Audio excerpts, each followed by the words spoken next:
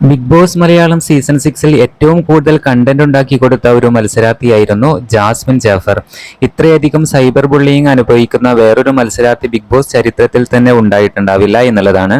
എന്നാൽ ബിഗ് ബോസിൽ നിന്നും ഇറങ്ങിയതിനു ശേഷം ജാസ്മിൻ ഒട്ടും ആക്റ്റീവ് ആയിരുന്നില്ല. എന്നാൽ ഇപ്പോൾ വളരെയധികം സ്ട്രോങ് ആയിട്ട് തന്നെ ജാസ്മിൻ തന്റെ യൂട്യൂബ് ചാനലിലൂടെയാണ് തന്റെ ആരാധകരോട് സംസാരിക്കാൻ എത്തിയിരിക്കുന്നത്.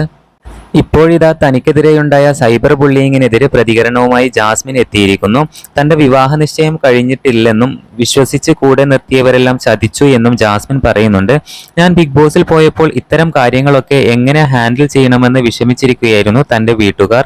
ആ സമയത്ത് കാശിന് വേണ്ടി മാത്രം അവരെ ഉപയോഗിച്ച ആളുകളും ഉണ്ടായിട്ടുണ്ട്. ഗബ്രി തന്റെ ഒരു നല്ല സുഹൃത്താണെന്നും ജാസ്മിൻ വ്യക്തമാക്കുന്നുണ്ട്. ഇത്രയധികം സൈബർ ബുള്ളിയിങ് നടത്താനൊന്നും അത്രയധികം തെറ്റുകളൊന്നും ഞാൻ ചെയ്തിട്ടില്ല എന്നും ജാസ്മിൻ വീഡിയോയിലൂടെ പ്രേക്ഷകരോട് പറയുന്നുണ്ട്.